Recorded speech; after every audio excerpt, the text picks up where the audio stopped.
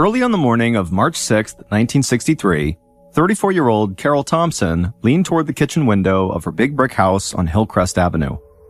In Minnesota, winters were long and cold, and Carol knew the snow she saw falling over the backyard wasn't heavy enough to mean that school would be canceled that day. But before Carol turned her attention back to the counter, where she was getting lunches packed for her 4 kids, she closed her eyes and thought about the trip she'd just taken a few months ago to the Minnesota Museum of American Art. The scene outside reminded her of one of the paintings she'd seen there, and a second later, all Carol wanted was to be back at that museum, not just looking at the painting, but also standing next to the man who had taken her there. Absent-mindedly, Carol began twisting the gold wedding band on her left ring finger. It wasn't her husband, Cotton Thompson, who she'd gone to the museum with. It was a man that Cotton had hired to do some work on the Thompson house more than a year ago. Carol and Cotton just called him by his nickname, Big Red. The tall, handsome, and red-haired door and window salesman had taken an immediate and obvious liking to Carol. And even after the work in the Thompson house was done, Big Red and Carol had kept in touch. Carol's husband, Cotton, who was a criminal defense attorney in downtown St. Paul, was so busy with his law practice that sometimes Carol felt forgotten, and so she had enjoyed Big Red's attention and harmless flirting. So, whenever Big Red was working in the Thompsons' upper-class neighborhood, with all the expensive Tudor-style homes with their gabled windows and exposed timber beams, Big Red would make a point to stop by the house to visit Carol. Big Red would go on strolls in the park with her, and even drove her and the 4 Thompson kids out to the family's summer home on Forest Lake, north of St. Paul. But those visits had stopped a few months ago after Cotton had become furious to find them talking and laughing together in the backyard one afternoon when he came home unexpectedly from work. Now, as Carol stood at the window, she looked down at her hands and saw what she was doing with her wedding band, and she gave herself a mental shake. It was true that Carol had been disappointed when Cotton had told Big Red to stay away from her, but as she reminded herself, Big Red had never posed any real threat to her marriage. In fact, Carol had actually been a bit thrilled to see Cotton's show of jealousy, and she had definitely enjoyed the extra attention Cotton had been paying to her ever since that backyard face-off. Besides, everything that Carol had ever really wanted in life was right here, under the roof of the 2.5-story home that Cotton had redecorated just for her, right down to the custom rugs and the color of the brand new appliances. And best of all, Carol finally had the chance to finish her college degree after 13 years at home raising their 4 kids. Turning to the kitchen counter, Carol took a deep breath, then focused her attention on the familiar tasks that made up her morning routine.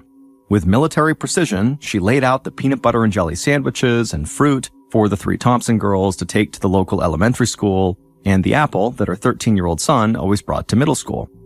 Carol had just finished packing the kids' brown bag lunches when she heard the familiar sound of Cotton's footsteps as he came down the stairs. And by the time the farm boy and Navy veteran strolled into the kitchen, Carol was already smiling.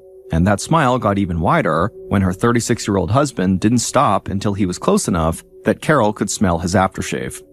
As she turned to face Cotton, he gave her a warm kiss on the lips.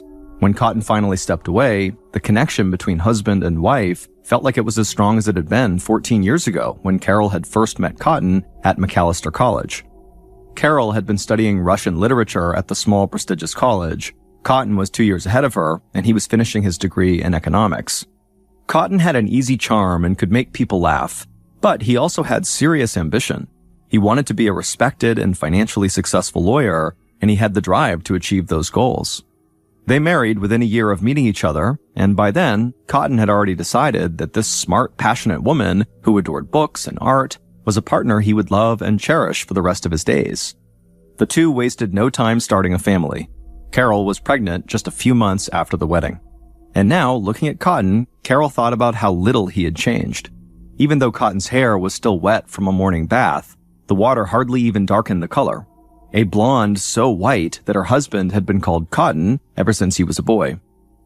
Cotton knew that his wife had been annoyed when he had told Big Red that he was no longer welcome at their home.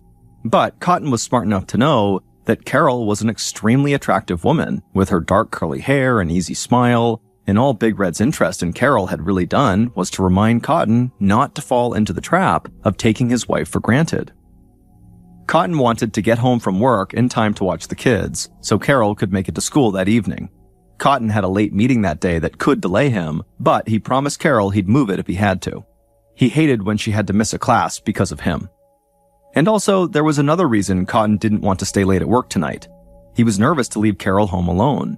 Just a week earlier, everyone in St. Paul had been totally shocked by the murder of a 15-year-old high school student who had been stabbed and beaten to death. Her schoolmate had confessed to the killing just 3 days later, but the sheer brutality of the crime had put everyone in the Thompsons' neighborhood on edge. As Cotton stepped out the door with their son, he told Carol he'd give her a call sometime this morning to check in and let her know when he'd be able to get home that night. They gave each other a final kiss, and then Carol watched Cotton and Jeff disappear into the falling snow.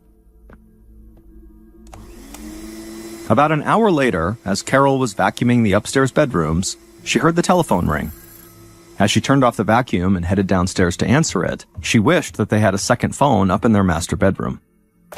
Picking up the receiver in the kitchen, Carol heard Cotton's upbeat voice at the other end of the line.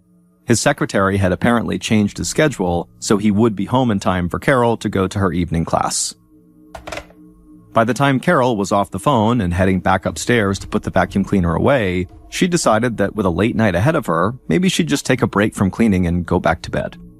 But once Carol was inside the master bedroom, she heard a sound that she didn't recognize coming from somewhere in the house. She held her breath for a second and just listened intently. Carol suddenly missed their little dog, Shotzi, who was a terribly behaved dachshund, whose bad habits included barking at everything that moved. They had just recently gotten rid of him because he chewed up all their carefully redecorated furniture. As Carol strained her ears to hear the sound again, she couldn't hear anything. The house was totally quiet. But Carol was still very much on edge. So when she heard the sound again a minute later, she leapt out of her bed, walked up to the door, and opened it to see what was going on. And when she did, she saw there was someone standing right there. Carol had no time to think. Adrenaline flooding her body, she started to fight for her life.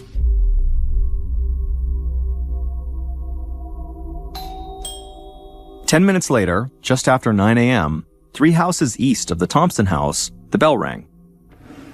Ruth Nelson left her breakfast nook to answer the door. But before she got there, the bell rang again. So Ruth hustled the last few steps and opened the door, expecting to chew out a salesman for being so pushy. But instead, she saw a woman standing there, barefoot and dressed only in a blood-soaked blue bathrobe. Blood was streaming from cuts on her scalp and face. It took Ruth a moment to recognize that this was her neighbor and friend, Carol Thompson. Carol, as she looked at Ruth, she grabbed at her throat, and Ruth noticed there was something metal protruding from it. And then, in a hoarse voice, barely above a whisper, Carol begged Ruth for help. Ruth and her husband quickly helped Carol into their home, and Ruth asked Carol over and over again, "Who did this to you?" And Carol just looked at her friend and forced out a few words.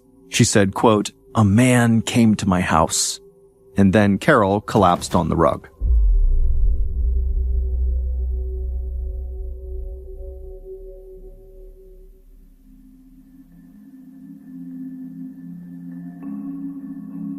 A police officer and a sergeant were just a few blocks away, sitting in their squad car when they heard the dispatch call at 9:07 a.m. that morning. They arrived at the Nelson home first, where they found the victim, Carol, lying on the floor. Her eyes were open, but she couldn't speak.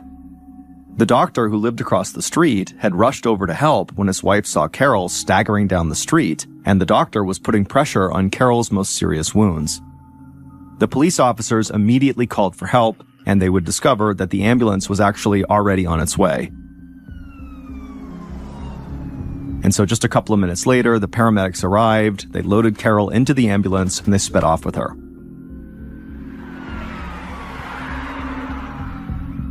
Meanwhile, Ruth's adult son, who was close to Cotton's age and had known him for years, volunteered to make the difficult call to Cotton's law office. He walked slowly to the phone, took a deep breath, and then dialed.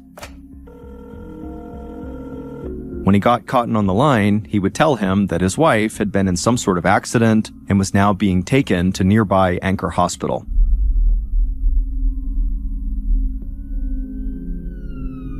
As the sirens of a half a dozen arriving police cars wailed, the 2 police officers who had responded first to the scene went 3 doors down to the Thompsons' house. The first thing they noticed were fresh footprints in the snow covering the brick walkway that ran from the front door to the sidewalk. Prints that could have belonged to a family member or perhaps the assailant. The two policemen could also see that the front storm door was closed, but the inner door was open, indicating that the killer, or someone, had left in a hurry. They walked around the footprints, careful not to disturb them, as they peered inside the home.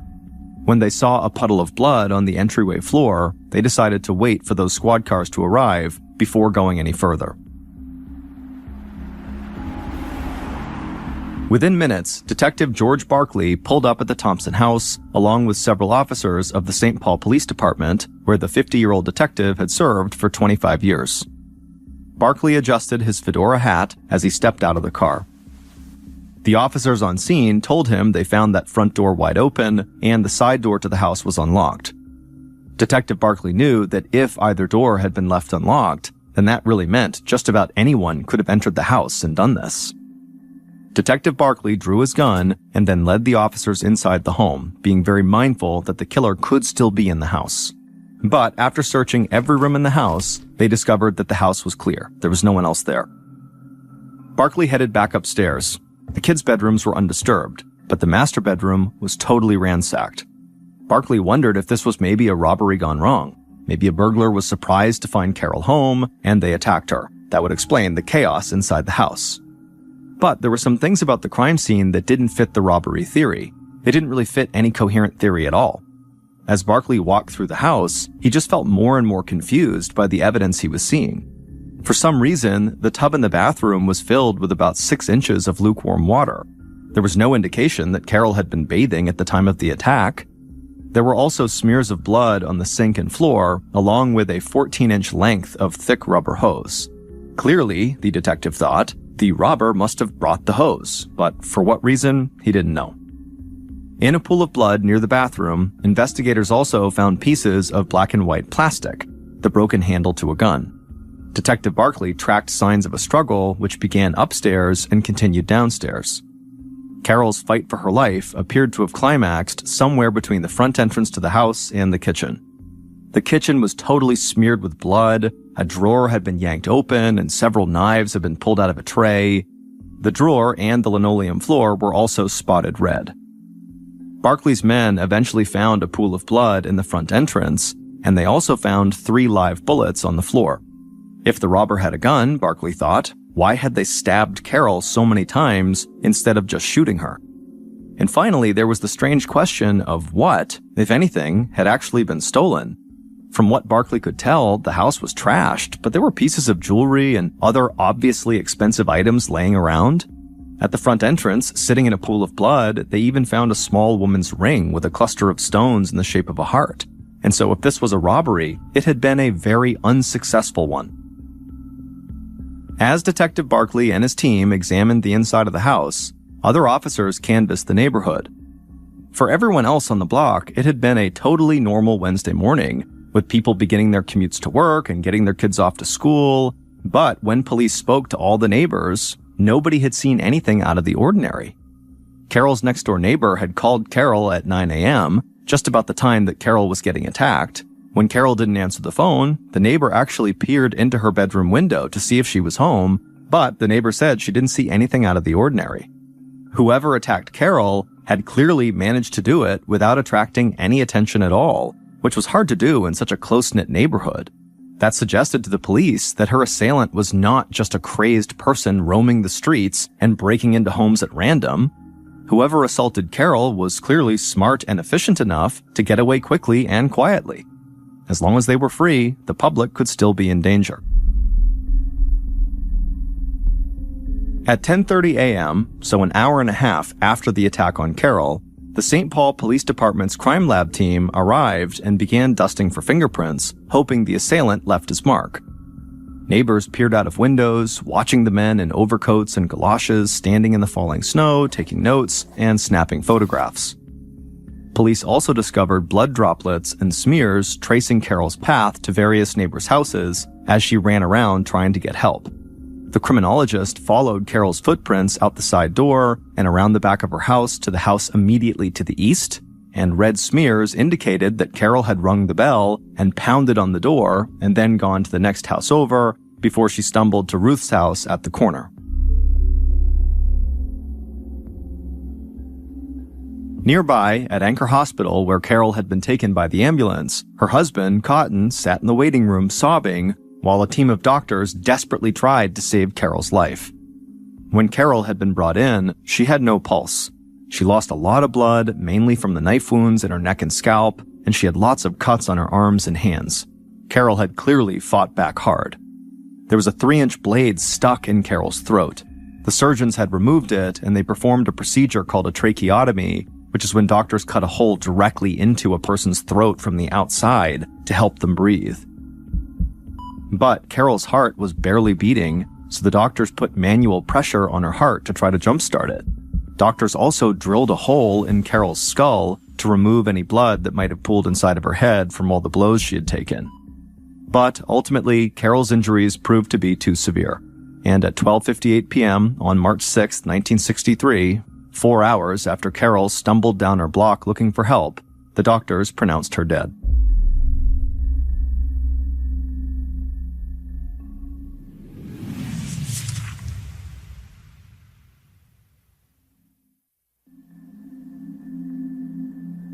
The violent assault had now become a murder investigation for the St. Paul police, and homicides in this Midwestern city were very rare.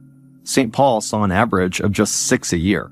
But one of those murders had just taken place 6 days before Carol's, the beating and stabbing of a 15-year-old schoolgirl, only 2 miles from the Thompsons' home.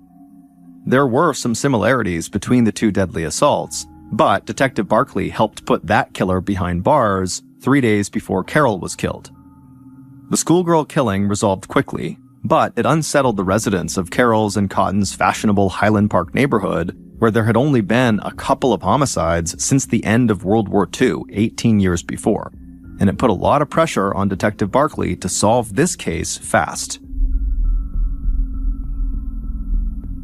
At the hospital, Detective Barkley spoke to Carol's grief-stricken husband. Cotton would say that Carol had been in a good mood that morning when he left for work just after 8. He also mentioned calling Carol at 8:30 that morning to tell her he would be able to watch the kids that night so she'd be able to go to school. As a defense attorney, Cotton did understand that the husband would be the number one person of interest at the start of any murder investigation, and he was patient and polite with the barrage of questions from the police. He referred investigators to his secretary, who confirmed that Cotton was indeed at his office at the time of his wife's murder. Cotton would also suggest to Detective Barkley 2 possible theories for this crime. Cotton said that it was possible that one of his former clients might have come to rob him or hurt Carol, but he couldn't think of any actual ex-associates who were disgruntled with him. He offered the police access to his client history, but he said he really didn't think it would lead them to the killer. Then Cotton told the detective his second theory. This one, he said, made much more sense than an angry client. It involved a red-haired window and door salesman that he'd done business with a year earlier. Cotton told detectives that this salesman, named Big Red, developed a clear infatuation with his wife and found every excuse to come to their house to see Carol. Cotton told police that he really didn't like the friendship, quote, that had developed between this man and his wife. Barkley asked Cotton if Carol could have been having an affair with Big Red. Cotton shook his head and said absolutely not. He had seen what was developing between Big Red and his wife, and he had stepped in to put a stop to it before it went any further. Cotton explained that a few months earlier, he had come home unexpectedly in the middle of the afternoon, and he had found Big Red in the backyard talking to his wife, and Cotton had watched them from inside the house, and Big Red had said something that made Carol laugh.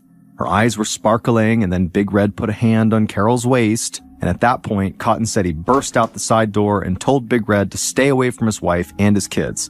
And they proceeded to get into this big shouting match. Cotton was ready to punch Big Red, but before any fists flew, Big Red ultimately stormed off.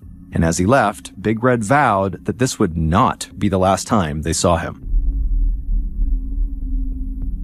The police would also speak to Carol and Cotton's neighbors on either side of their house to see if they knew anything about this relationship Carol had with Big Red. and the neighbors would say they saw Big Red around, spending time with Carol and the kids, and it just seemed like he was a friend of the family. The neighbors did say, though, that it seemed like Big Red was flirting with Carol, and none could blame him for liking their attractive neighbor. Beneath her horn-rimmed glasses, Carol had this winning smile and quick wit. I mean, she was amazing. And Carol had admitted to her neighbors that she found Big Red very attractive. They both liked art and literature, neither of which held any appeal for Cotton. But Carol swore to whoever she talked to that she and Big Red were just friends. However, whatever the real status of that relationship was, Detective Barkley knew he now had his first good lead. Barkley tracked down Big Red at work that afternoon and drove him to the station. Big Red sat with his head in his hands, sobbing as he answered the detective's questions about his relationship to the Thompson family. He confirmed that he had developed a friendship with Carol after he sold Cotton some windows for their house, and he admitted that after that job was finished, he would swing by to see Carol when he was in the neighborhood. Big Red told police that he had taken Carol to an art museum a couple of times, and once he drove Carol and the kids to their summer home, but he was adamant that he had had nothing to do with Carol's death. He told Barkley that after his backyard altercation with Cotton, he dropped his friendship with Carol altogether. Big Red figured that it would be best for him to stay away. He said he hadn't seen Carol since the dust-up with Cotton, and at 9 a.m. on March 6th, when Carol was attacked, Big Red said he was at a sales conference, which his boss would back up. And so, this case was clearly not going to wrap up as fast as Detective Barkley hoped, and the police department was really starting to feel the heat.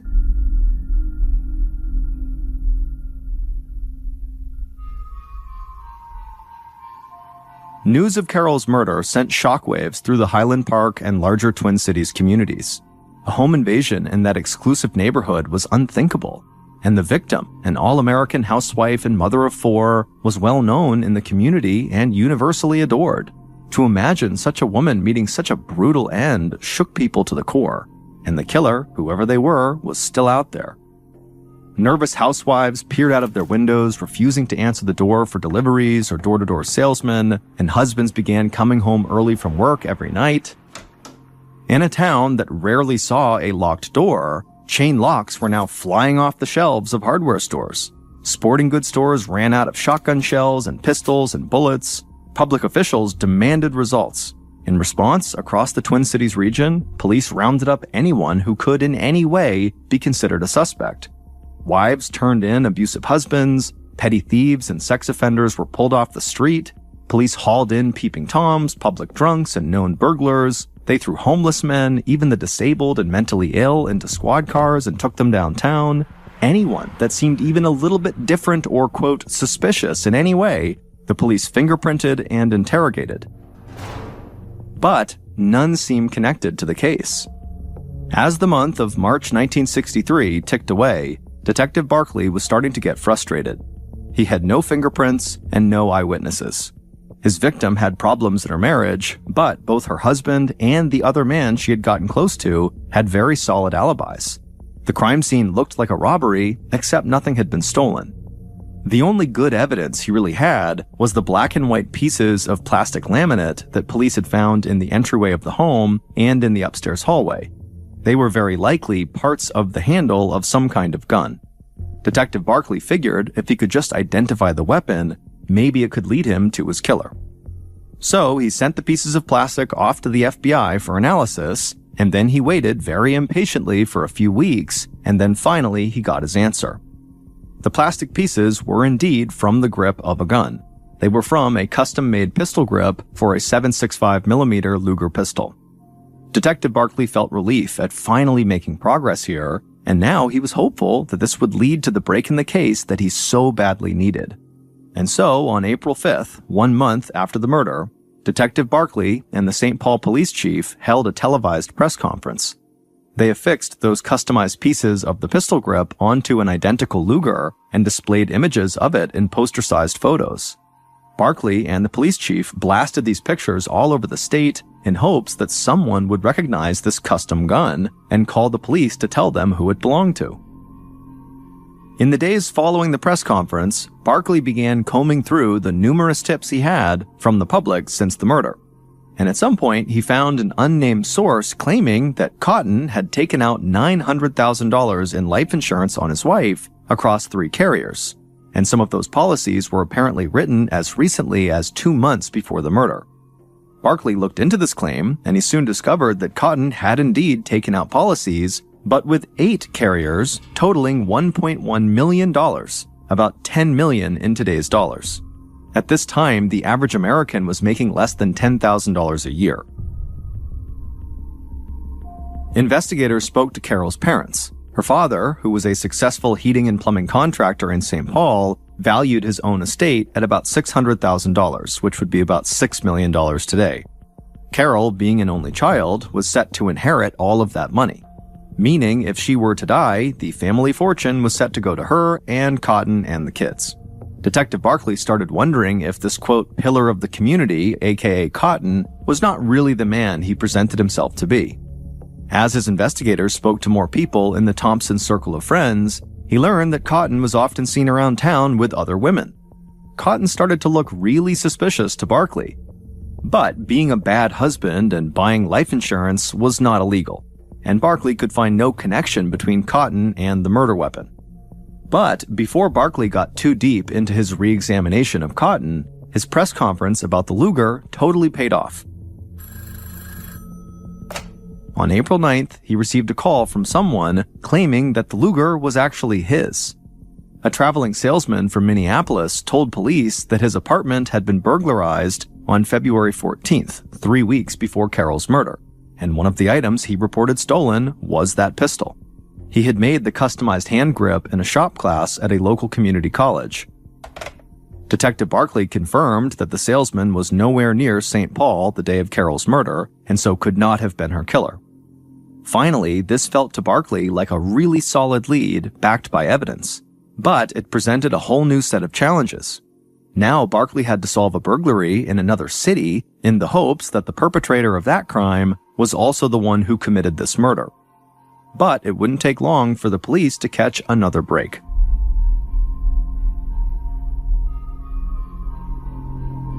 On April 17th, so 8 days after that salesman called to say that Luger was his, 2 masked men burst into a bar in St. Paul, they drew their guns, and demanded the bartender hand over the cash in his till. Then one of the robbers punched the bartender before taking the money and escaping with his accomplice. A few days later, St. Paul police arrested the 2 men on suspicion of burglary and assault. The tavern robbery was the latest of several robberies they had committed in the area. When police got the thieves into interview rooms in the jail, one of the robbers struck a deal with the county and started talking. He had information the police wanted. He knew all about that special Luger the cops were looking for. He and his buddy were the ones who actually stole it. The robber claimed that he had only had the Luger for a month. He told police that 2 weeks before Carol's murder, he had given the gun to a man that he and his accomplice knew. His name was Norman Mastrian. The cops knew Norman too. He was a former champion boxer whose life had gone totally south, and he'd had lots of scrapes with the law. In fact, he was actually a suspect in another murder, but detectives couldn't find enough evidence to charge him. Detective Barkley thought Norman was certainly capable of killing Carol. But the robber told police that Norman was not the last person he had seen with that Luger. The day before Carol got murdered, the robber watched Norman give it to someone else, a guy named Dick W.C. Anderson. And police did some digging, and they discovered that Dick was a Korean War veteran with a Purple Heart. And to get a Purple Heart, it means you got injured in combat. But Dick also had a drinking problem, and he had been through a bitter divorce, and he was now apparently a petty criminal, but it really didn't seem like he was a murderer. And Dick had absolutely no connections to the Thompsons, so why would he kill Carol? It felt like the more clues Detective Barkley and his team found, the more of a mystery this case became. Detective Barkley had no problem finding Norman Mastrian, the former champion boxer, but Dick Anderson, the last one to have the Luger, was another story. Dick had left town in a hurry after seeing Barkley's press conference about the Luger. Detective Barkley put out an all-points bulletin across the country with a description of Dick. It was a long shot, but on May 19th, it paid off. 1,700 miles from St. Paul, police in Phoenix, Arizona entered a cheap motel on an unrelated matter, and they recognized the man who was checking out at the time as Dick Anderson. Police immediately extradited Dick back to Minnesota, and after 3 days in jail, Dick Anderson would confess to everything. And suddenly, all the loose ends and confusing, conflicting pieces of evidence made a terrible kind of sense. The story that Dick had to tell was far more shocking than anything Detective Barkley or any of his colleagues had imagined.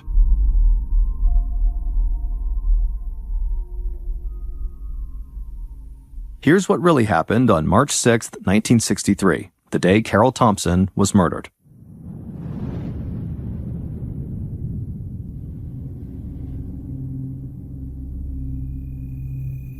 Before dawn, Dick Anderson slipped into the Thompson house through the unlocked side door while everyone in the house was asleep. Dick moved silently through the kitchen and headed down to the basement where he waited in the dark. Now, what Dick was doing was not his typical line of work. However, he was broke, and the $3,000 that Norman Mastrian had offered him to do what he was going to do was a lot of money, and so he had agreed to do it. So Dick waited in the darkness of a stranger's basement, periodically glancing at the hand-drawn map he had been given of the home's layout. Dick had also fortified his courage with vodka and amphetamines, and so his heart was racing. The sun rose and Dick listened as just a few feet above his head in the kitchen, Carol got her family fed and out the door. About 20 minutes later, Carol answered the telephone. It was Cotton calling from the office, telling her he'd be home in time for Carol to go to class that evening. Meanwhile, in the basement, Dick grasped the 14-inch length of thick rubber tubing Norman had given him. Dick's plan was to slip into the kitchen and strike Carol on the back of the head with this rubber. He thought a clean blow would totally knock her out. Dick could hear Carol's voice, muffled through the floorboards, as she spoke to her husband. Dick carefully headed up the stairs until one of the wooden steps let out a loud squeak. He heard Carol's voice stop cold. Dick froze and waited to hear Carol resume her phone call. He realized that Carol would hear him coming if he continued up the stairs, so he revised his plan. He would wait in the basement until he was sure Carol had left the kitchen. Eventually, Dick would hear Carol vacuuming on the second floor for several minutes, and then right as he was about to go up, he heard the phone ring again. But this time, Carol did not come downstairs to answer it. She stayed upstairs and let it ring. And so at this point, Dick made his move. He ascended the last few basement steps, he padded through the empty kitchen and climbed the main stairs to the second floor. And as he did this, Carol heard him and she walked to her bedroom door right as he arrived in front of her bedroom door. And when Carol opened it up, she was totally startled to see this man she had never seen before standing in her house. But before she could scream, Dick told Carol that he was just here to rob her. He promised that if she did what she was told, she would get through this just fine. And so Carol did as she was told, and she laid down face first on the floor, at which point Dick struck her in the back of the head with that thick rubber hose, knocking her out. He then dragged Carol's unconscious body down the second floor landing, leaving her in front of the bathroom door for a moment. Then Dick looked into the bathroom and he saw water in the bathtub, just as Norman had told him to expect. But as Dick began dragging Carol into the bathroom, Carol woke up and immediately she began fighting back. Dick, in a panic, pulled out the Luger to shoot her, but the pistol wouldn't fire, and so he just began bashing the pistol into Carol's face. Blood flowed from Carol's forehead, but she just kept on fighting. Dick hit her again and again, hard enough to break off a piece of the gun's white and black plastic laminate grip. Carol eventually managed to separate herself from her attacker, and she scrambled down the stairs, tumbling into the entryway, and she tried to escape out the front door. But Dick caught up to her right as she was struggling to open up the chain latch, and he continued to bludgeon her over and over again with his now broken gun. Another piece of the handle would break off during this beating downstairs, and 3 live rounds would pop out of the gun. At this point, Dick was totally panicking, and he left Carol on the floor moaning in pain, and he ran into the kitchen. There, he rifled through a door and grabbed a 3-inch paring knife to finish Carol off. Dick descended on Carol in the hallway between the kitchen and front entrance and began stabbing her over and over. On the 50th blow, the knife got stuck in Carol's throat, and when Dick tried to pull it out again, the blade snapped off the handle. At this point, Carol finally stopped moving, and Dick climbed off her, marveling at her will to live. But now it was over, and Dick had things to do before getting out of there as fast as he could. Upstairs in the bathroom, Dick turned on the sink and washed the blood off his shaking hands. He then rushed into the neatly kept master bedroom, pulling out drawers, knocking things over to make it look like this was a robbery gone bad. As Dick bounded down the stairs, he didn't notice that Carol was no longer where he had left her, in the short hallway that led to the kitchen. Dick had no clue that as he was heading out the front door, Carol was stumbling down the block looking for help. Dick left the Highland Park neighborhood and connected with Norman. Nothing in their plan had gone as expected. What was supposed to be a bloodless killing had turned into a gory and violent mess. Together, they disposed of the gun in a swampland north of St. Paul, and then when Norman returned to his home, he picked up the phone to make the hardest call of all. At the other end of the line was the man who had plotted Carol's death from the start and actually put up the money to make it happen. This was the one person Carol had loved and trusted since she first met him 14 years ago at Macalester College. It was Carol's husband, Eugene Cotton Thompson, and he had been planning his wife's murder for almost 2 years. Cotton had been in an on-again, off-again affair for 3 years with a woman named Jackie Olson. He met Jackie when he represented her in a divorce. Cotton handled divorces as well as criminal cases. The attractive young mother didn't have the money to pay him, so Cotton got her a job as a stenographer so she could work it off. She'd go to, quote, business dinners with Cotton and out-of-town trips, while Carol stayed home with the kids. Cotton enjoyed his illicit romance, but Jackie wanted to build a life with him. When Cotton balked at leaving Carol and his kids, Jackie said fine, and she married another man. But when Jackie's new relationship hit the rocks fast, Cotton made another play for her. He promised Jackie that they wouldn't have to worry about Carol anymore, and they'd have plenty of money to live on for the rest of their lives. One of the clients that Cotton represented as a defense attorney was an old classmate from Macalester who had had several scrapes with the law, including being roped into an unrelated murder. This person was Norman Mastrian, and Norman didn't have to plan anything. Cotton had that all figured out. A month before the murder, Cotton got rid of the family dog who barked whenever anything came into the house. Cotton had removed the upstairs phone 2 days before the murder, telling Carol he would swap it out for a phone that fit the house's new color scheme. He planned to call Carol on the morning of the murder, which would ensure that she would go into the kitchen, where the only phone left in the house was located.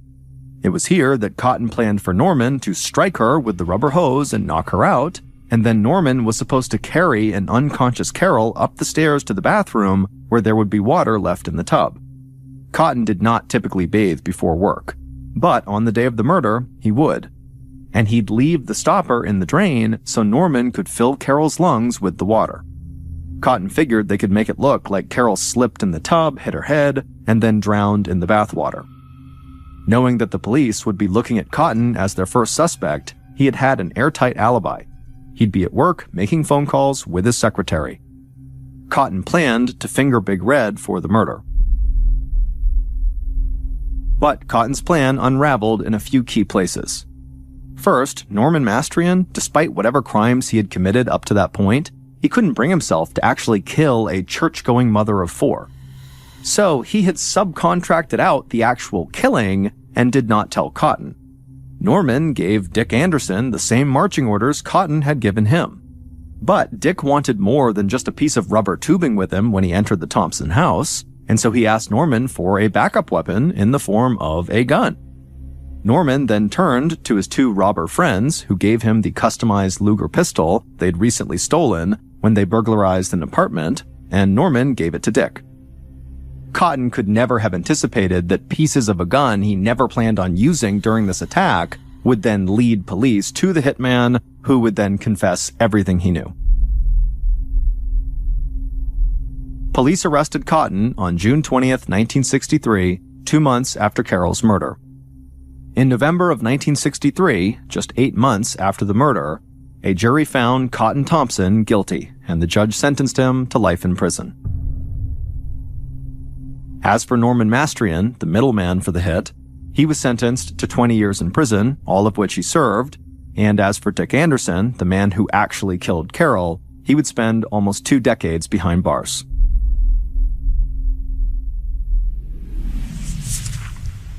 Just after midnight on April 4th, 2013, a man stepped out of his tent into the pitch-black woods of central Maine.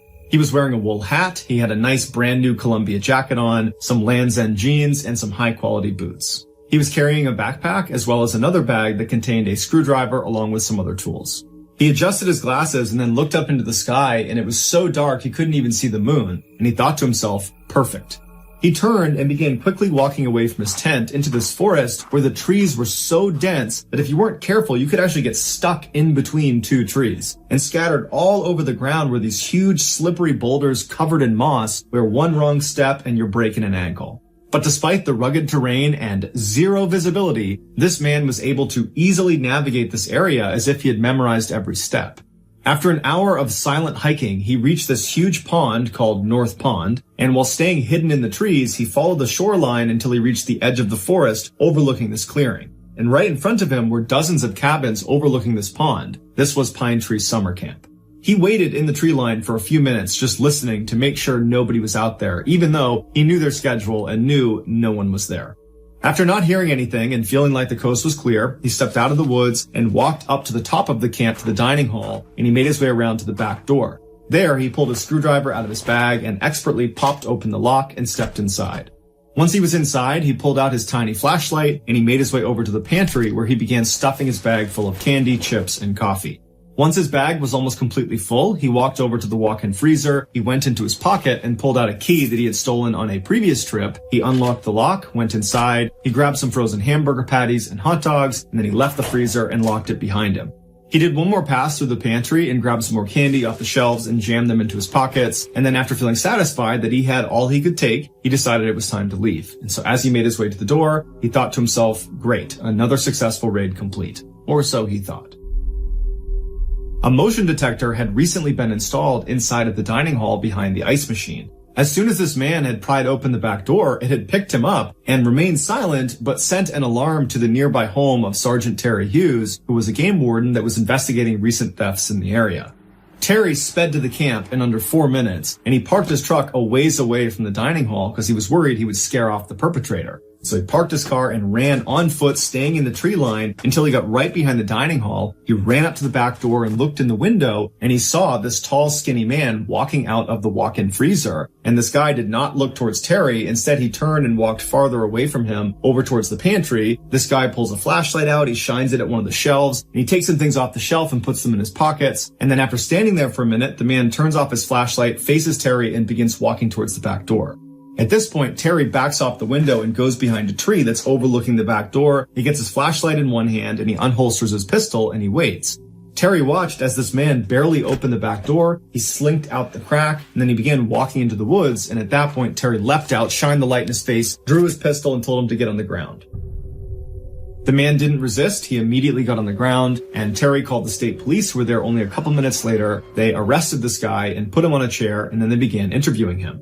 They asked him what his name was, and the man just remained silent. And so they searched him, but they couldn't find any form of identification. And so they asked him again, what's your name? And the guy again didn't say anything. So the officers decided to remove his handcuffs and give him a bottle of water and then see if he would talk. And sure enough, he did. His speech was slow and awkward and kind of abrupt, like he had not spoken in a really long time. He told them his name was Christopher Knight and that he had been born on December 7th, 1965. He said he didn't have an address, he didn't have a vehicle, and he had never filed a tax return. He told them he lived in a tent in the woods nearby. They asked him how long he had been doing that for, and he paused for a minute and then said, when was the Chernobyl nuclear plant disaster? And the officers looked at each other and they were like, 1986. And he's like, yeah, that's when I went in the woods. And they were like, that was 27 years ago. And Chris said, yeah. The officers asked him, well, 27 years is a long time. You gotta be out there with some other people. Is your family out here? You got a girlfriend? You got, some sort of companion out there with you? And Chris said, no, I live out there alone. And in fact, the last time I had a conversation with another person besides now was in 1990 when I happened to walk past another hiker and we both just said hi to each other. Besides that, for 27 years, it's just been me. And it would turn out Chris wasn't kidding, and he went to great lengths to ensure he stayed completely cut off from the rest of society. Despite winter temperatures dropping to negative 20 degrees, he refused to light a fire in fear of giving away his camp. And so instead, when it got that cold, he would just stay up all night pacing around his camp, trying to stay warm that way. He never even talked to himself or sang out loud because he was so worried someone might hear him, and he never left his campsite unless it was basically pitch black on an overcast night because he was afraid of being seen. When the officers asked him if he had access to the internet at least, he said, I haven't seen the internet. Chris wound up confessing to over 1,000 burglaries over the 27 years he had been out in the woods. He said he was ashamed of it, but originally when he had moved out into the woods, he had tried to hunt for his own food and forage for his own food, but he was terrible at it, so he had to resort to theft. He said he only robbed cabins and homes when he was certain no one was there, which meant sometimes going a long period of time between meals. And the food he did find made for a terrible diet. He mostly ate junk food and candy because it was stuff that was easy to find and kept fairly well. When asked why he had moved into the woods in the first place, he didn't really have an answer. Although in a later interview, he would say that growing up, human interaction had always been very difficult for him, and when he was in the woods, he just felt kind of content and at peace. When Chris's story broke, the residents around North Pond were shocked. For decades, they had swapped stories about someone or something haunting the area. Propane tanks, food, batteries, clothes, books would all go missing.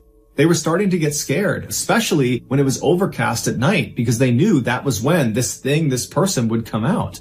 But despite staying up at night with their weapons out ready to confront whoever it was doing this, they never found him. And the police were repeatedly called to come in and try to solve this mystery, but they couldn't figure it out either. As the incidents mounted, the Phantom was given a name, the North Pond Hermit. When Chris was finally arrested and some of his life story was leaked to the media, residents of North Pond were torn on how to feel about him. Some people thought he was purely a criminal, that he was a thief, and that not only had he stolen their physical property, he'd also stolen their peace of mind and their sanity. Others idolized him like he was some cult hero. He was a man that rejected what society says makes us happy, careers, relationships, material comforts, yet he was happy. But regardless of how residents felt about his lifestyle, the one thing they could all agree on was how incredible it was that he survived for as long as he did. Winters in Maine are notoriously brutal and cold. A week of winter camping would be considered a huge accomplishment, let alone an entire season. That was totally unheard of, and Chris did entire seasons 27 years in a row. Ultimately, Chris was sentenced to 7 months in prison. When he was released, he was given 3 years of probation, and part of the conditions for his release is that every week he would have to go physically check in with the judge, which meant he would not be able to just escape back into the woods again. When his probation did finally end, he did not go running back into the woods. He decided to remain in society. In an interview, Christopher was asked what he learned from these 27 years in total isolation. What have you learned about the human experience? What did you learn about yourself? Tell us, because you have knowledge that virtually none of us will ever have access to. And apparently he just paused, thought about it for a second, and then looked up at the interviewer and said, make sure you get enough sleep. And then he got up and walked away. While we don't know exactly what Chris is up to these days, people that know him say he lives by himself in a small apartment, he has a regular job, and he values his privacy over everything else.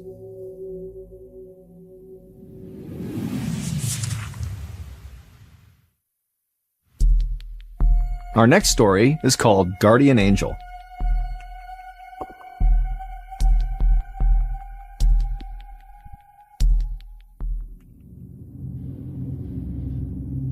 In the early morning hours of June 10th, 1994, Deborah Hoyt suddenly woke up in the middle of the night.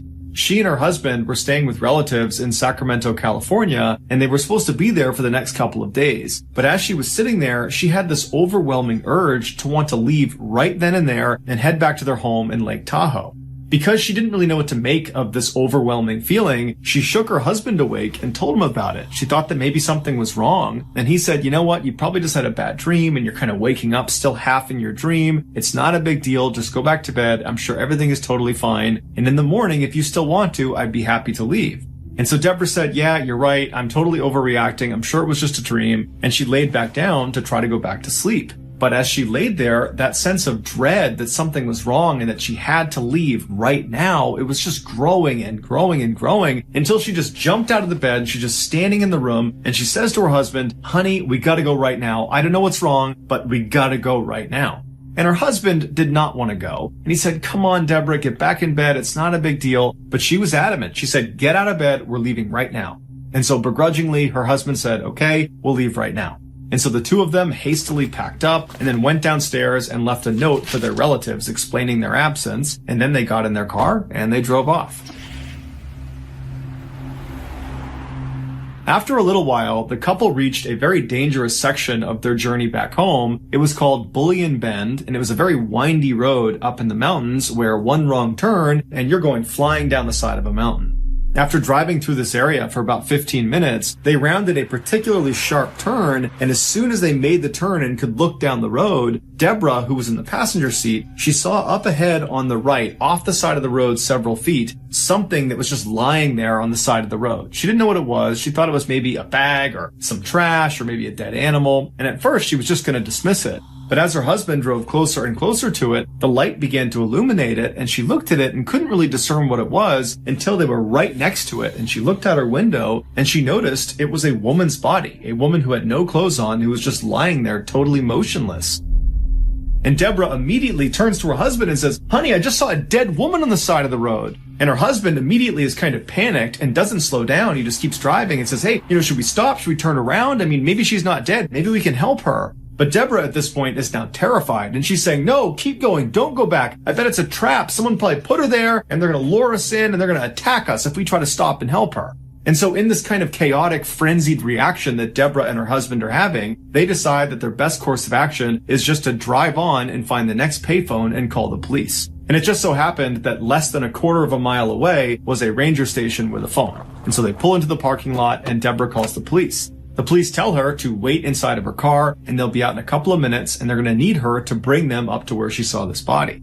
So a couple of minutes goes by, the police show up, and they tell them to drive back up the road, but stop about 200 yards short of where you believe this woman's body is. And so Deborah and her husband, they get back in the car, they drive back up the road where they came from, and right at this point where the road turned very sharply is where Deborah knew on the other side of this turn would be this body. And so they pulled over on the side of the road. The police came up on their side and they said, yep, right around the corner, you're going to find her lying on the ground on the left side. And so Deborah and her husband are just sitting in the car watching as the police go up, they make that turn, and they kind of disappear out of sight. And then they see their spotlight moving around on the other side of this turn. And so they figure, okay, they're looking for the body. But after several minutes, the police came back down the road and they stopped next to Deborah's car. And they said, you know what, guys? We didn't see anything up there. There wasn't a body. There wasn't anything out of the ordinary. And Deborah would say to police, I'm not lying. I know what I saw. It was a woman's body right there in front of me. I know it. It's right over there. And they would tell her that we believe you, but we can't do anything because there's nothing up there.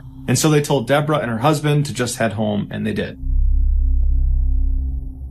After Deborah and her husband took off and were gone, the two responding officers drove back to their police station, and once they were inside, they began speculating about what Deborah might have seen. And as they were talking, another officer came into the station, a guy by the name of Rich Strasser, and he overhears them, and he goes over. He's intrigued, and he asks them, what happened? What did you see? And they explained to him that this woman, Deborah, had spotted a supposed dead woman's body up on Bullion Bend. And as soon as he heard Bullion Bend, Rich remembered that just a couple of days ago, they had received a missing person report of a young woman named Christine Skubish and her young son named Nick, who had gone missing, and the last place they had been seen was up on Bullion Bend. And so Rich wondered if maybe there was a body up there, and maybe it was Christine's. And so the next morning, Rich got up early and he headed out to Bullion Bend. And when he reached the exact spot where Deborah had claimed to have seen this dead woman's body, he found a children's shoe. And so he stopped his car, he got out, he picked the shoe up, and he's looking around, and he's looking for anything else that's out of the ordinary, but there's nothing on the road, there's no skid marks, there's no other debris, there's no other clothes, there's nothing. And so he walks over to the guardrail that overlooks this very steep embankment, and he looks down the other side, and at first all he sees is just trees everywhere, but as he's looking, he thinks he sees more clothing farther down the mountain. And so he climbs over the guardrail and he very carefully maneuvers his way down, and after only a couple of seconds, he reaches a clearing in the branches and the trees, and he can see down to where the train kind of levels off, and right down there is a smashed up red 4-door sedan. It was the same type of car that Christine Skubish had been driving when she went missing. And so Rich ran down the mountain, following debris all the way to this wrecked car. He goes around to the driver's side and he looks inside, and there in the driver's seat is Christine Skubish, and unfortunately she was deceased. And then on the passenger seat is her son, Nicky, and he is alive, but barely. He had gone 5 days without food or water. And doctors would say when Rich found him, he probably only had about 1, maybe 2 hours before he would have died as well. Authorities believe Christine fell asleep at the wheel and she drove off that embankment. Initially, Rich believed Deborah must have seen Christine when she was driving through the mountains and saw that woman on the side of the road. After her accident, Christine must have gotten out of her car and then climbed up that embankment and then laid on the road, hoping someone would see her, and then when no one stopped for her, she went back down to her car where she ultimately died. But, according to the coroner, that would have been impossible, because when Christine crashed off the road, she died on impact 5 days before Deborah saw that woman on the side of the road. So it could not have been Christine. To this day, no one knows for sure who or what Deborah saw on the side of the road. But it is objectively true that Rich only investigated Bully and Bend and found Nicky alive because of Deborah's police report about this dead woman on the side of the road. And Deborah was only on that road because she had had this totally weird middle-of-the-night urge to suddenly leave a relative's house and drive up into the mountains, something she had never felt before and didn't really know how to explain. So either this is an extremely strange set of circumstances, or Nicky had a guardian angel.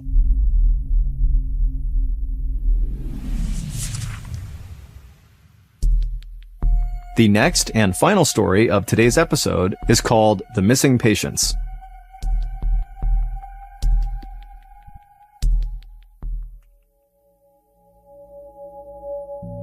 On October 4th, 2017, a 61-year-old father of 6 named Tatike Katsai arrived at a hospital in Stellenbosch, which is one of the richest towns in South Africa. Tatike, who lived in the area with his family, had been dealing with some stomach issues over the last several months, and so this day he was finally going in to have abdominal surgery to hopefully alleviate those issues. So, after entering the building, Tatike was checked in, and then before long he was transferred to the operating room where surgeons got to work on him.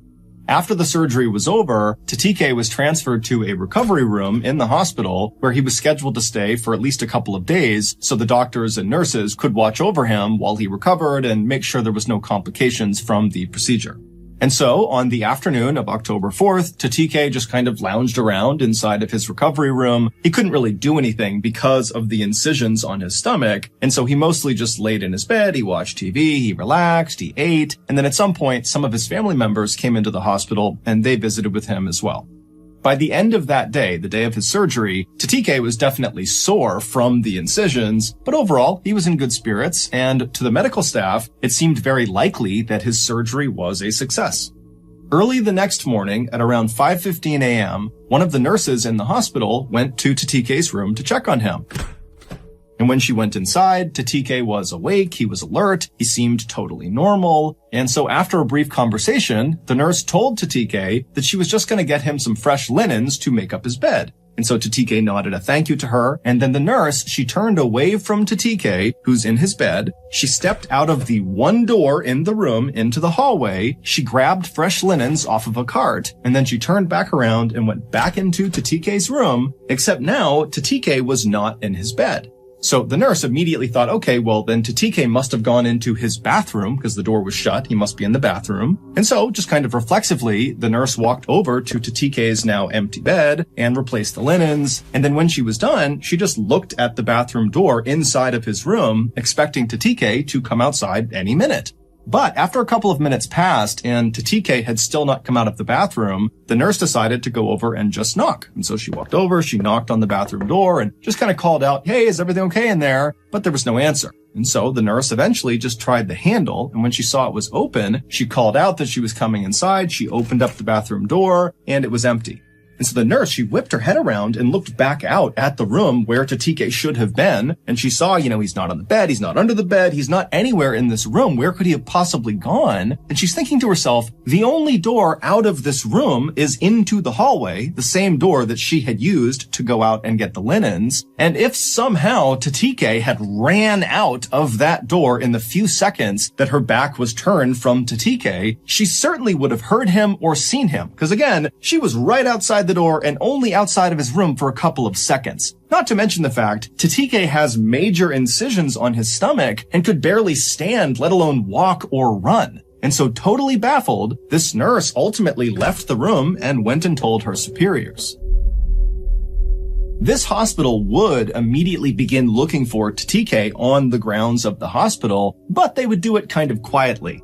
They wouldn't call Tatike's family to tell them that, hey, we can't find him, nor would they call police. And some have speculated that either one, the hospital did not think this was an emergency and they would quickly find Tatike and that everything would be fine, or two, the hospital was just so embarrassed at the idea that they lost a patient, they didn't want anyone to know. And so that's why they didn't tell anyone. Regardless, the hospital would search for Tatike all day on the 5th, the day he went missing, and they wouldn't find him. And then the next day, the 6th, the hospital again would spend the entire day quietly searching everywhere in the hospital, but they wouldn't find him again. And so finally on the next day, the 7th, so 48 hours after Tatike had just kind of vanished inside of his room, the hospital would reach out to Tatike's family and they would say to them, "Hey, is Tatike home with you guys?" And the family was like, "No, he's supposed to be with you." And so the hospital would say, "Well, he left 2 days ago, so we don't know where he is." And so Tatike's family is horrified, not only that they were totally left in the dark, but they would find out over the course of this conversation that the hospital had not even contacted the police yet. And so the family, they reached out to the police, and then later that day, the family would meet the police at the Stellenbosch hospital, and then a very public search of the property would ensue to look for Tatike. However, again, no one could find him. Authorities would continue to search both the hospital and also the neighboring area outside of the hospital over the next couple of days, but after they continued to find absolutely nothing, the search began to wind down. And so Tatike's devastated family was left with absolutely no idea what to think or what to do. Fast forward to October 20th, so 15 days after Tatike had gone missing. And on this day, the 20th, there was a construction crew at this hospital in Stellenbosch doing some renovations. And at some point on this day, one of the workers had to climb into the ceiling of one of the floors of this hospital. Now, the space above the ceiling is this tight, cramped space, almost like an attic. It's very big and wide. It's like the whole length of that floor. And really the only people that would ever go into the ceiling are construction workers or other authorized personnel that needed to do work. It's not a place that the public would ever go into. But when one of these workers went up into the ceiling, he had a headlamp on and he's kind of looking around. He's looking for what he needs to do up there. And at some point he turns his head and his light illuminates a person sitting in the corner far away from him, way up against the side in this tiny little attic space. And it would turn out it was Tatike and he was deceased. The hospital had absolutely no clue how Tatike could have gotten up there. Not only is it obviously not a publicly accessible area, but the actual way to get up into the ceiling, the door that leads up into the ceiling, is very difficult to find. And even if Tatike found this entrance into the ceiling, it would have been nearly impossible for him to actually get into the ceiling. Because again, this guy has serious incisions on his stomach from the surgery he got. He could barely sit up. He couldn't really walk. So the idea of him climbing and pulling himself up into the ceiling just seems impossible. Then there was the very strange autopsy results. Now, the full report has not been made public, but Tatike's family had a consultation with the hospital after the autopsy was complete, and they would go to reporters and talk about what the hospital told them. And apparently, the hospital told the family that Tatike did not die from complications from his surgery, and they heavily insinuated that Tatike did not die from natural causes. Something happened to him, and the hospital had no idea what this something was, and that's what killed him. And the hospital also told the family that Tatike likely was dead before he went up into the ceiling. Meaning someone or something killed Tatike, and then someone or something placed him in the ceiling. Again, this is just from the family going to reporters and talking about their discussion with the hospital. The hospital's only official statement has basically been that they have cooperated with the family and they don't really know what happened to Tatike. Now, of course, this is a very strange story, but it gets even weirder. On May 10th, 2019, so about a year and a half after Tatike was found deceased in the Stellenbosch hospital ceiling, a 53-year-old father of 4 named Sandile Sibiya arrived at another hospital in South Africa. It was in a city called Durban, which is considered to be one of the nicest and wealthiest places in South Africa, similar to Stellenbosch. Sandile was a builder, and he had been working on a house when he had fallen and broken his leg. Specifically, he broke his femur bone, the bone that runs from your hip down to your knee, the big single bone in your thigh. So just for reference, if you break your femur, you can't walk. So, with some assistance from friends and family, Sandile hobbled his way into this hospital in Durban, and he began to receive care. 2 days later, on May 17th, Sandile was still in the hospital, still recovering from this broken femur, when his cousin came to visit him. The cousin said Sandile seemed totally normal, and that during this visit, Sandile told the cousin that after the cousin left, Sandile was going to be transported from this hospital to another hospital nearby, where he was going to get an x-ray of his leg, as well as talk to another orthopedic surgeon.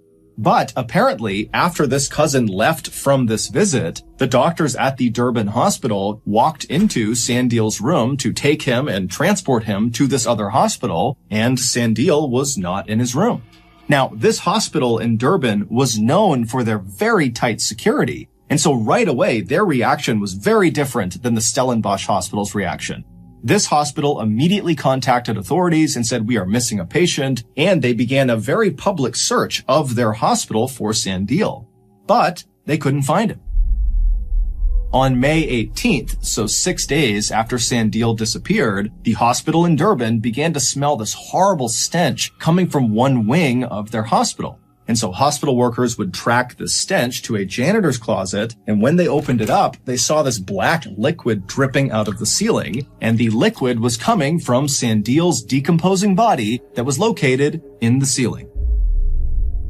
Sandile's autopsy would be carried out very quickly. However, the results of that autopsy have never been made public, and Sandile's family has not commented on the results of this autopsy. As of today, all we know is that within a 2-year period, 2 seemingly ordinary South African men, who both could either not walk at all or who could barely walk because of their physical injuries, somehow snuck out of their hospital rooms totally undetected by staff and then wound up dead in the hospital ceiling. Some say the men really did somehow sneak out of their own accord and decided to go into the ceiling, and that's what happened. Others say both men were murdered and then placed into the ceiling, and still others think these 2 cases are the best examples of something called spontaneous teleportation, which is the hypothetical phenomenon where a human suddenly disappears and then almost instantaneously reappears in another location. But for now, there is no official explanation, so those are all just theories. And so it's up to you to decide what you believe.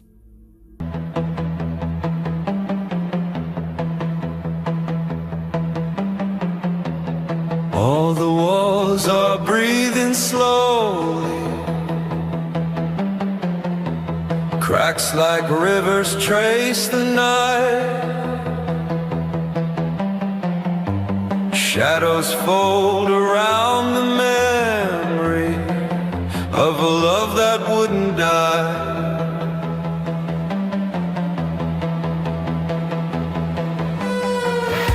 I hear your name inside the static, a ghost that moves beneath the glass.